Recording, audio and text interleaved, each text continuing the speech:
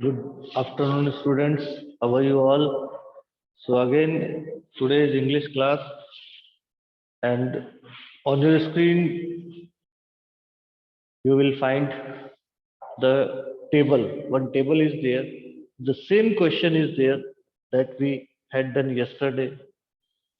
Same question की मैं बात कर रहा हूँ जो हमने कल किया, उसी सेम क्वेश्चन को मैं टेबल की शेप में भी आज आपको राइट डाउन करके दिखा रहा हूँ. Because in exam you can find the question in any shape like table shape, diagram shape, bar shape, line graph shape, किसी भी तरीके से आपको ये में आ सकता है question. So just you have to look at the board or your on screen. By that you can get it easily. आप इसे easily लिख सकें और देख सकें. First you write down this. इसको आप राइट डाउन कर लीजिए और साथ साथ मैं आपको समझाता रहता हूँ. The same question is there. Question same है, मैंने क्वेश्चन लिखवा दिया था कल आपको. इसकी एक्सप्लेनेशन भी मैंने आपको लिखवा दी थी. फिर भी मैं आज आपको एक्सप्लेनेशन वापस रिपीट कर दूंगा. उससे क्या होगा, कुछ लाइनें आपकी मिस हो गई हो, छूट गई हो, तो आप उसे वापस आराम से लिख पाए. The way I am teaching you this is only to show you how the question will come and how you are to write the answer. Question कैसे आएगा और तुम्हें कैसे आंसर लिखना है. तो my motto is to teach you this thing. अब देखिए इस टेबल में हुई 6 लैंग्वेजेस है. English, French, Chinese, Spanish, Italian, Japanese. Language 6 language की बात कर रहे हैं. इस 6 लैंग्वेज में कितने लोग इसे स्टडी करते हैं, कितने लोग इसे बोलते हैं और कितनी कंट्रीज में ये बोली जाती है. This is the table. अब ये टेबल है, इसको हमें एक्सप्लेन करना है. कंपैरेटिव स्टडी है. सी आप जैसे ही कोई क्वेश्चन आपके सामने आए, टेबल की शेप में हो सकता है आ जाए, हो सकता है बार ग्राफ, हो सकता है डायग्राम ग्राफ, हो सकता है line graph, whatever, just you have to read first. उसे आपको अच्छे से रीड करना है. जैसे देखिए इसमें लैंग्वेजेस लिखा है. Look at the board. आप बोर्ड को अपने रेगुलर देखते रहिए, लिखते रहिए और साथ साथ सुनते रहिए. English study 1.5 billion. इंग्लिश को स्टडी करने वाले 1.5 बिलियन लोग हैं. ठीक है, ये पीपल है 1.5 बिलियन पीपल. फिर स्पीक, उसी लैंग्वेज को बोलते कितने हैं. स्टडी तो 1.5 बिलियन करते हैं, उसी लैंग्वेज को बोलने वाले हैं 5 to 7 मिलियन. ठीक है, मतलब 527 million people they speak English. और how many countries they use English. और इस कंट्रीज, कितनी कंट्रीज है जो इंग्लिश को यूज करती है, वो है 101. 101 देशों में इंग्लिश बोली और पढ़ी लिखी जाती है, मीन्स यूज की जाती है. सेकंड देखिए French study 82 million. 82 million people study this language.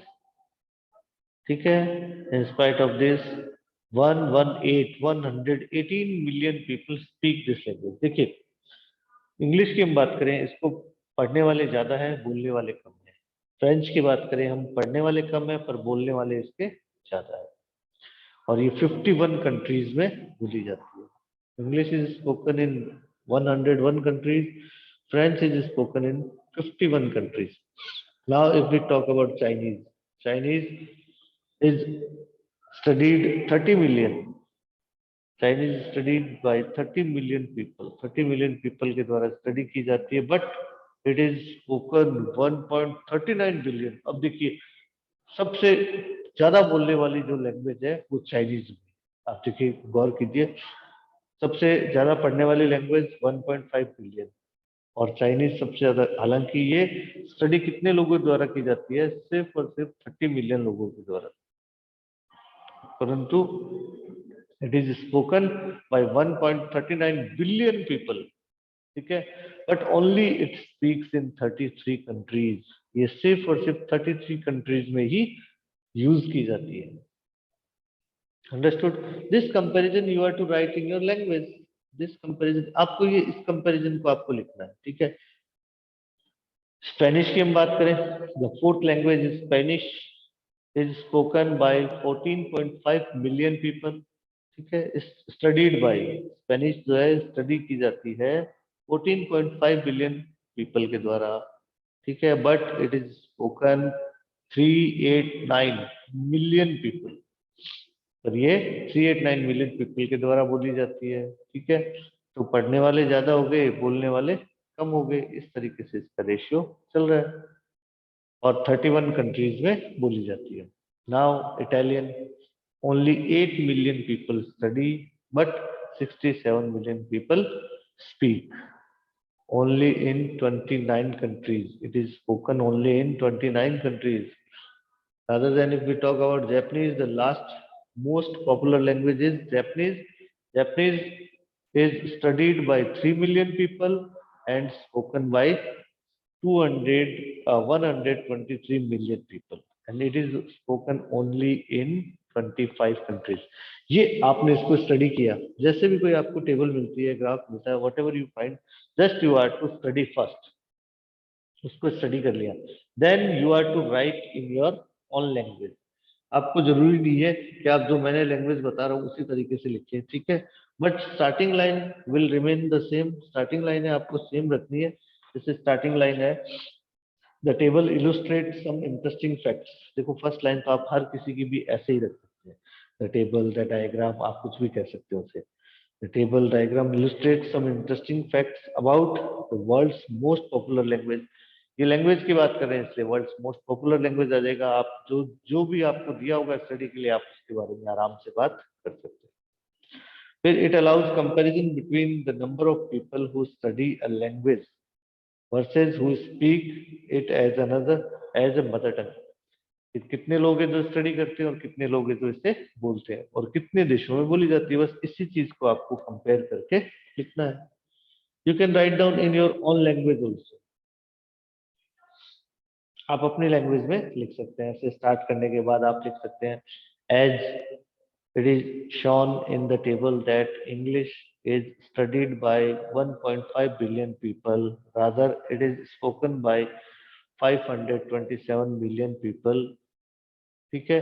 It shows that the people who studies are more but spoken are less, but it is spoken in 101 countries, means it is used by the many countries, ठीक है। studied by the more people but spoken the less people. Like this you can make line, आप अपनी तरफ से ऐसी line भी बना सकते हैं, ठीक है। आप ऐसे भी लिख सकते हैं, आप इंग्लिश, फ्रेंच, चाइनीज तीन को आपस में कंपेयर करके लिख सकते हैं, स्पेनिश, इटालियन, जापानीज को कंपेयर करके लिख सकते हैं। आप नीचे से स्टार्ट कर सकते हैं, ऊपर से स्टार्ट कर सकते हैं। You can start like this also, less spoken language, less spoken and studied language is Japanese, which is spoken or used in only 25 countries, ठीक है, by the 123 million people who speaks and only 3 million people who study this. If we compare it with English, then 1.5 billion people study and 527 people speak it. Okay.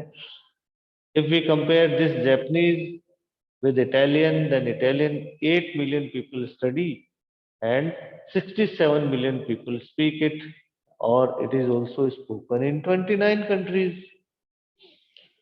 Understood everyone? Like this you can make your own lines. If we compare Japanese with the Spanish, then 14.5 million people study this, 389 million people speak, and it is spoken in 31 countries.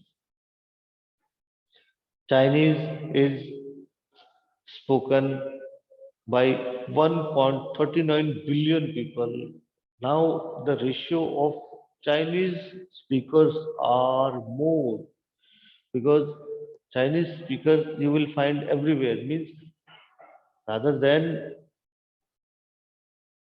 uh, English is studied, 1.5 billion, ठीक है, but speakers are only 527. Now see, Chinese is studied by only 30 million people, but it is spoken by 1.39 billion people. It is too much huge number. But see, the strange thing is that it is spoken only in 33 countries. यहाँ आप देखिए, बड़ा interesting fact है ये. This is interesting fact that Chinese is studied by only 30 million people, but spoken 1.39 billion people, and only 33 countries are using this Chinese. Understood, everyone? Like this, you can go for comparison. French is spoken by 118 million people in 51 countries, but studied only by 82 million people. Like this, you can make this comparison. आप comparison कैसे भी बना सकते हैं, but whatever the data are given, according to that you have to make the comparison. Understood, everyone? So yesterday, whatever I wrote you, I detected. I told you to write the same thing I am speaking today again. So write down this question. The same question same था. कल हमने दो तरह के diagram देखे, एक bar chart देखा, एक हमने डायग्राम वाला चार्ट देखा. आज हम टेबल देख रहे हैं, तीनों का क्वेश्चन सेम है. So I'm repeating the question and answer. Write down it properly. It will help you in your coming examination. The question is, the following table gives information about some of the world's most studied languages. Summarize the information by analyzing and reporting the main features in the paragraph and make comparison where relevant in 100 to 120 word, यानी 100 to 20 120 words में आपको इसका comparison लिखना है. ठीक है, write down the answer. अब answer देखिए. The table illustrate some interesting facts about some of the world's most popular language. I repeat it again. Why? Because I hope some students they could have written or they not, so they can write it now. अब आप इसे आराम से लिख लें. The table illustrates some interesting facts about the some world's most popular languages. It allows comparison between the number of people. It allows comparison between the number of people who study a language versus those who speak it as mother tongue. I repeat the line. It allows comparison between number of people who study a language versus those who speak it as mother tongue, and shows how many countries have speakers of each of the language. The prominence of English striking. The prominence of English striking. The prominence of English striking 1.5 billion people. Prominence of English striking 1.5 billion people are learning English. 1.5 billion people are learning English compared to only 82 million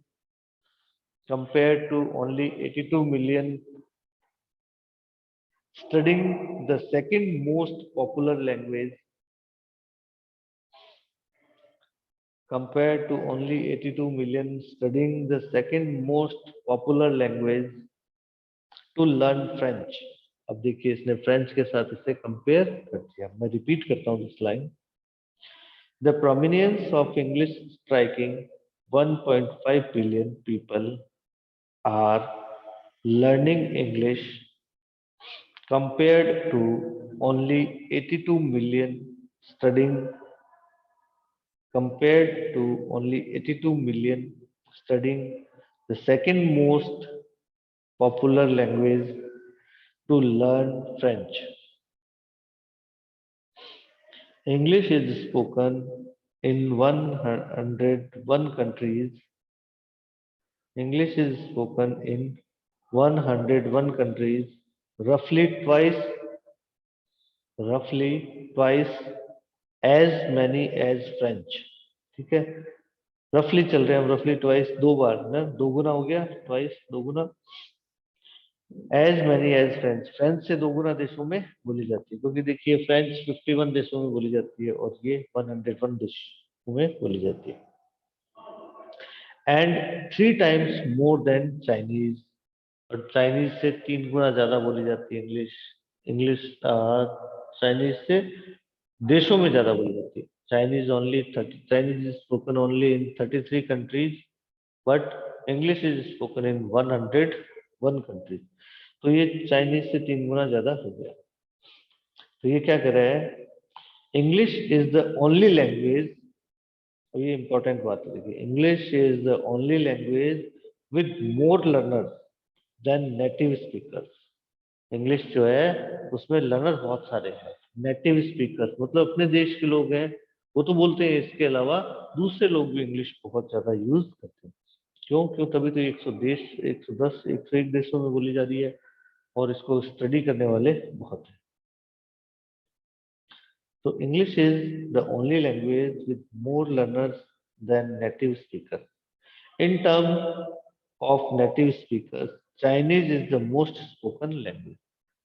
अब Chinese की बात करें कि जो most spoken language है in terms of native speaker, Chinese को native speaker ही बोलते हैं, मतलब जो चाइना के लोग हैं वही ज्यादा इसे यूज लेते हैं। तो ये सबसे ज्यादा बोली जाने वाली भाषा होती है। In term of native speaker, Chinese is the most spoken language. देखिए आप चाइनीज का आंकड़ा देख लीजिए, डाटा देख लीजिए, स्पीक में देखिए चाइनीज में 3rd नंबर पे देखिए 1.39 बिलियन पीपल इसे बोलते हैं। तो ये स्पीकर की संख्या इसमें ज्यादा होगी बोलने वालों की।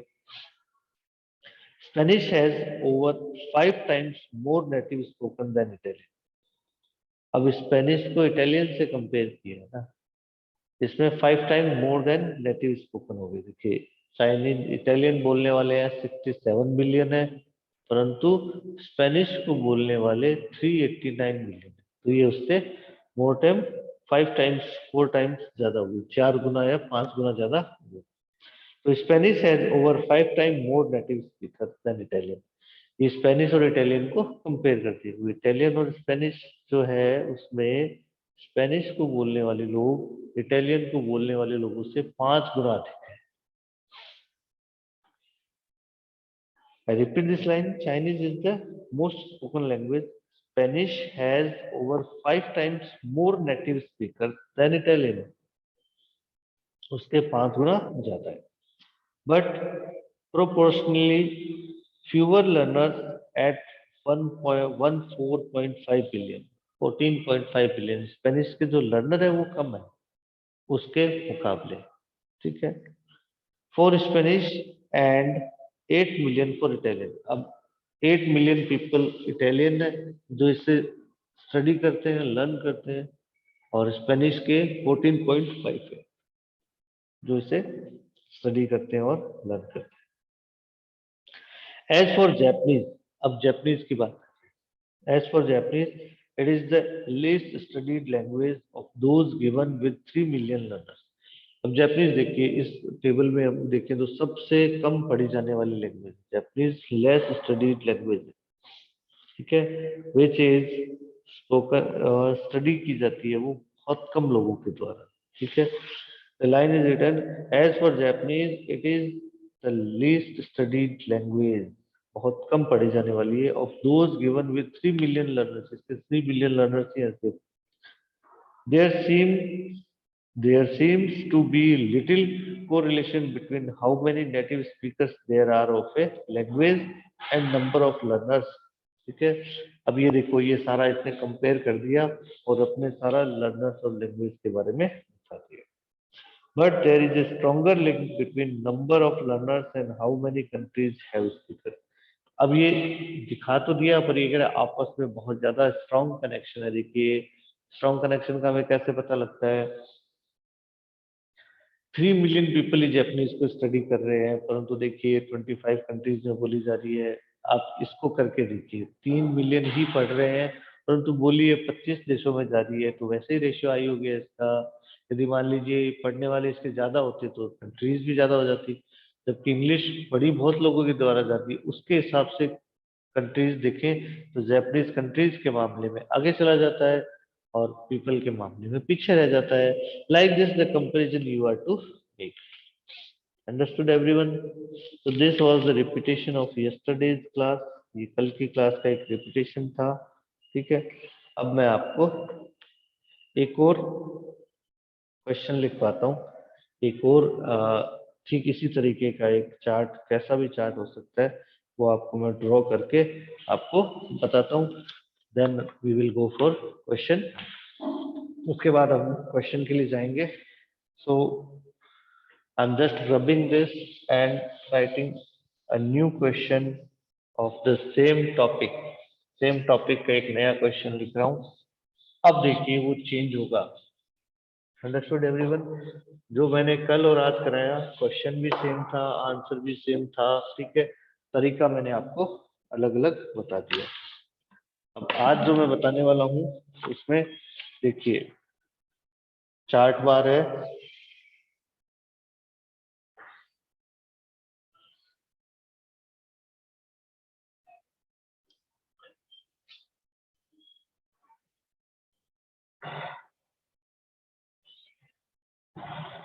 Like this you will find, इस तरीके से होगा।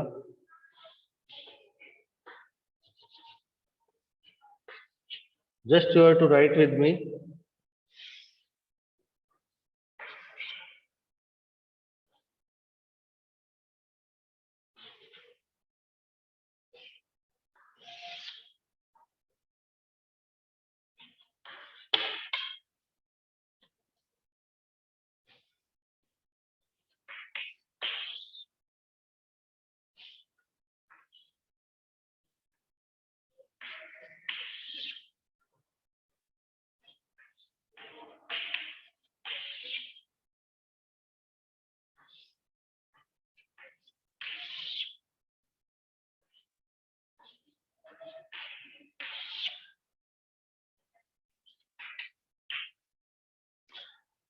इस तरीके से भी आपके पास एक डायग्राम आ सकता है, कैसा भी आ सकता है। What my mean is to, what I want to make you understand that, किसी भी तरीके का आपके पास चार्ट आ सकता है, बार ग्राफ आ सकता है। ठीक है, आपको उसको समझना है और उसको एक्सप्लेन करना है। This is the question. ठीक है, एक्चुअली दिस क्वेश्चन मोस्टली कहाँ आपके दिमाग में आ रहा होगा कि ये यूज कहाँ आता है इन कॉमन लाइफ। ठीक है, it is used in, actually it is used in TOEFL and IELTS. TOEFL और आइल्स की हम बात करें तो ये वहां पर यूज किया जाता है। टॉफल और आइल्स में इसका यूज होता है। बट इट, और इस साल आपके सिलेबस में ये डाला है।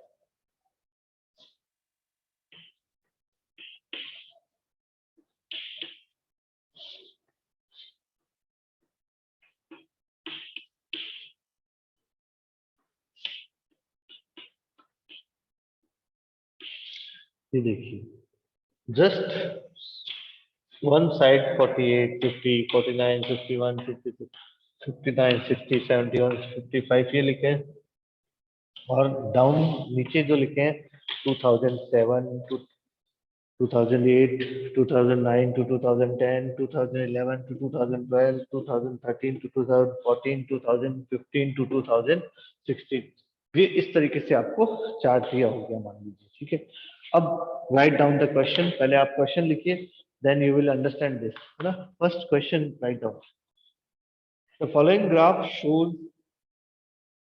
आपको क्वेश्चन मिलेगा साथ में। The following graph shows Indian economic evolution in global competitiveness। The following graph shows Indian economic evolution in global competitiveness. Competitiveness ranked since 2007 to 2016. 2007 से लेकर 2016 तक जो इंडियन इकोनॉमी था उसका जो इवोल्यूशन किया गया था ग्लोबल मतलब ग्लोबली जो उसका इवोल्यूशन किया गया था उसमें क्या रैंक रही। ठीक है, use the graph write an analytical paragraph in 100 to 120 words. अब इस पैराग्राफ को यूज करते हुए आपको जो इंडियन इकोनॉमी है उसका इवोल्यूशन है वो आपको करना है। ठीक है, अब उस रैंक को आपको बताना है। अब देखिए कैसे बताएंगे। ठीक है, आप सीधे मेरे साथ साथ इस आंसर को नोट डाउन करते चलिए। I am speaking the answer. ठीक है, just write down answer with me. The competitiveness landscape answer हो गया। अब लिखिए आप। After 5 years of decline, after 5 years of decline, India's after 5 years of decline, India's competitiveness improved notably। 5 साल की decline के बाद इंडिया की जो है कॉम्पिटिटिवनेस है वो इम्प्रूव हुई है। इंडिया कॉम्पिटिटिवनेस इम्प्रूव्ड नोटेबली, वही नोटिस करने लायक इम्प्रूव हुई। As measured by the Global Competitiveness Report 2015-16, 2015-16 में जो रिपोर्ट की गई है वो इम्प्रूव हुई है। देखिए 2007 में 48 थी, अब देखिए 2007-8 स्टार्टिंग वाला 48 थी और 2015-16 में 55 होगी, तो इम्प्रूव हो गई है। पहले डाउन गई, अप आई, अप गई, डाउन गई और लास्ट में जाते थे इम्प्रूव हो गई ना। इसी चीज को हमें एक्सप्लेन करना है। 2015 और 16 में जो रिपोर्ट आई उसमें इम्प्रूव बताइए। Where India jump 16 rank to the 55th place. ठीक है, अब देखिए इंडिया कहाँ चला गया, 55th प्लेस पे चला गया। इंडिया की रैंकिंग है वो कितने नंबर पे चली गई, 55 नंबर पे इंडिया की रैंकिंग चली गई। कब, 2015 में। 2007 में 2007 में it was only 48 number, now it has reached in 2015 55th number. ठीक है, 16 rank jump where India jumped 16 rank to the 55th place, उस प्लेस पर चली गई। This improvement can be largely attribute to two main factors। अब ये improvement आया वो दो फैक्टर्स काम कर रहे हैं उसके पीछे। This improvement can be largely attributed to two main factors। दो मेन फैक्टर्स है उसके थ्रू ये काम किया। Firstly macro economic condition improve significantly. Macro macro economic condition improve significantly. जो मैक्रो इकोनॉमिक कंडीशन है वो बहुत सही तरीके से इम्प्रूव हुई। ठीक है, विशिष्ट तरीके से इम्प्रूव हुई। Inflation eased to 6%। इन्फ्लेशन जो है वो ईज टू 6% इन 2014। 2014 देखिए उसमें 6% इन्फ्लेशन ईज हुई है, उसमें 6% बढ़ गई। ठीक है, इन 2014 में 6% वो बढ़ गई। Down from near doubt digit level of previous year की बात करें उससे तो डिजिट लेवल नीचे आ गया इसका।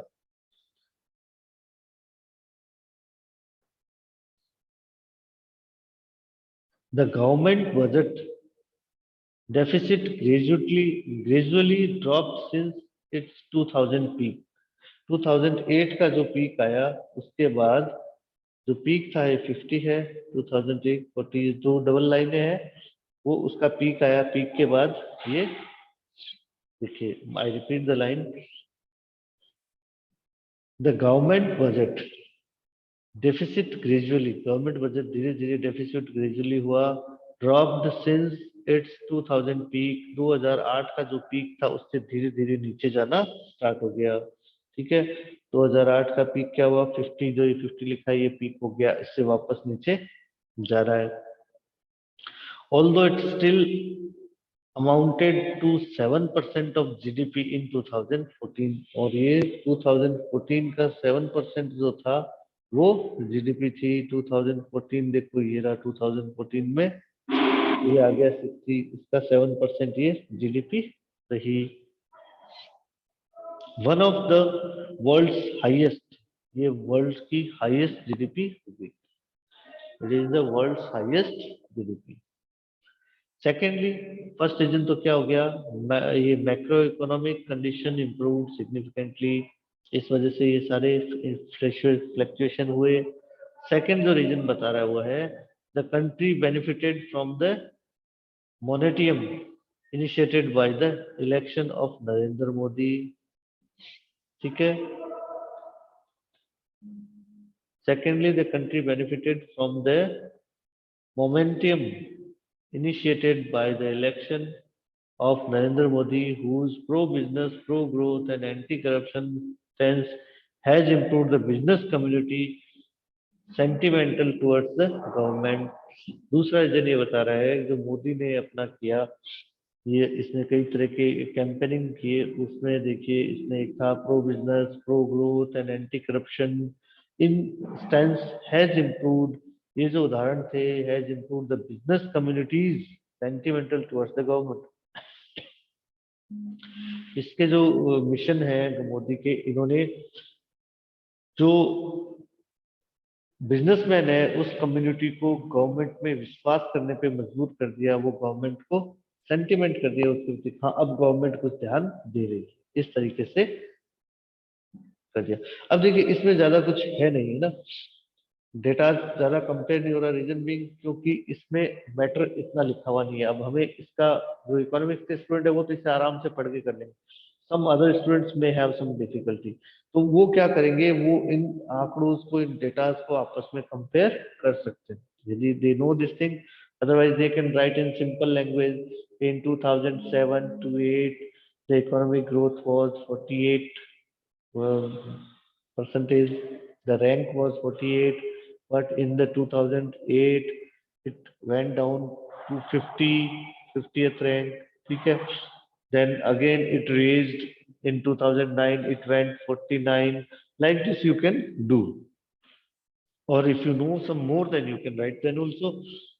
अब देखिए the infrastructure has also improved, infrastructure भी improved हुआ, the infrastructure has also improved but remains a major growth bottleneck। ठीक है, bottleneck तक ही रहेगी। the infrastructure has also improved, infrastructure भी improved हुआ but remains a major growth bottleneck, जो major growth है वो bottleneck तक आके रहेगी। the fact that the most notable improvement are in the basic drivers of competitiveness, board, boards well for the nature future, but other areas also deserve attention including the technology readiness। देखिए इस paragraph में जो answer, certain answer है, वो answer इस rank के बजाय आपको ये बता रहा है इस इकोनॉमिक ग्रोथ को बढ़ने और कम होने में, जो हमारी रैंक है वो कम हो रही है बढ़ रही है, उसमें कैसे कौन से फैक्टर्स काम किए, उन फैक्टर्स को ये ज्यादा बता रहा है। जबकि हमें क्या करना है, जो भी हमें ग्राफ मिले, बायोग्राफ मिले, डायग्राम मिले, हमें उसी की डाटाज को एक्सप्लेन करना है। ठीक है, just you have to focus on that data, if you know some more then data then you can write yourself, but just you have to give the data, जो डाटाज आपके सामने है उन्हीं डाटाज को आपको एक्सप्लेन करना है। ठीक है, first how will you explain, ये simple language if I talk about then you will explain in 2007 to 2016, 2007 से 2016 के बीच में द कॉम्पिटिटिवनेस रैंकिंग जो है वो कैसे लेवल हाई गया नीचे आया, it is shown in this diagram. इस डायग्राम में ये बताया गया है, if we compare 2007 to 2008, 2007, 2008, 2009 or 2010, 4 year if we compare, then the rank first it was 48, then it went down 50, then again it came 49। तो रैंक इस तरीके से नीचे गई ऊपर आई है ना। तो what we are to show, we are to show this comparison only, ये comparison दिखाना है। After that you will say कि okay, if we talk about in 2013-14 it went 71, 71, तो ये देखिए 71 में चली गई, 71 जो रैंक चली गई कितनी नीचे चली गई, 71 रैंक है ना, जबकि रैंक आनी चाहिए ऊपर 48 आ रही है। तो इस तरीके से हमें इसको एक्सप्लेन करना है। I think everyone understood this thing है ना। Students are coming less in this class ना, इस क्लास में वैसे भी स्टूडेंट्स कम आ रहे हैं। Now the school is going to open, the government has given the order also. I hope that has everyone has read the newspaper about this। Now the from first of this February you are going to schools are going to open. So in class also, I will make you understand easily. There will not be any problem for this. So if right now you are getting or not getting does not matter. Do not worry about that. Your exam will start from 7th.